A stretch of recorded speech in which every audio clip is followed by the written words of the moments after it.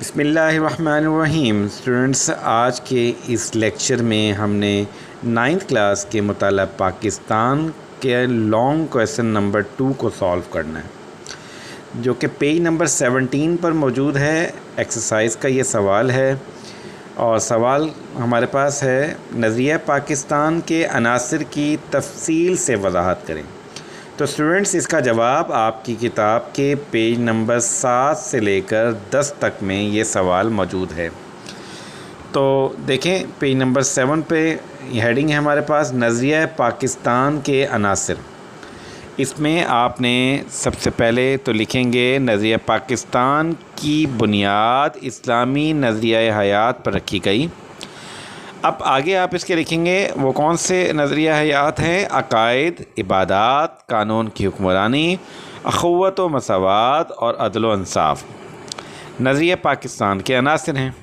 ان عناصر کی تفصیل ذیل میں پیش ہے، یعنی کہ نیچے یہ لکھی ہوئی ہے۔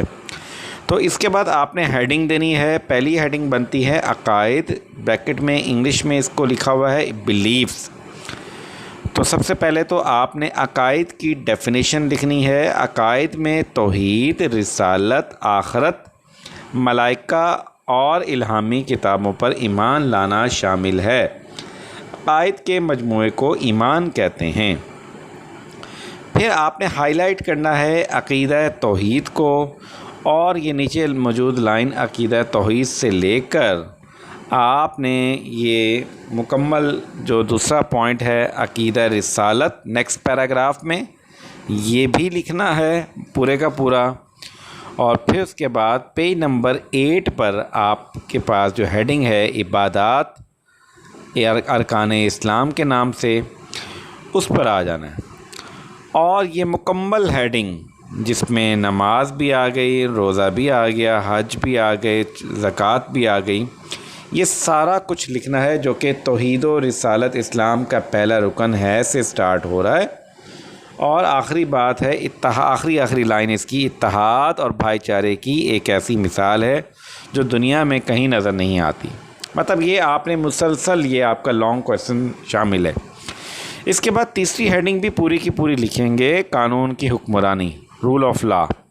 تو قانون کی حکمرانی اسلام کے نظام کی اہم خوبی ہے، یہاں سے سٹارٹ کریں گے اور یہ پورا پیراگراف شرط یہ ہے کہ تمام فیصلے قرآن و سنت کی روشنی میں ہوں۔ یہاں تک لکھنے کے بعد پھر اگلی ہیڈنگ نمبر 4 دیں گے جو بنتی ہے اخوت و مساوات، ایکویلٹی اینڈ برادرہڈ۔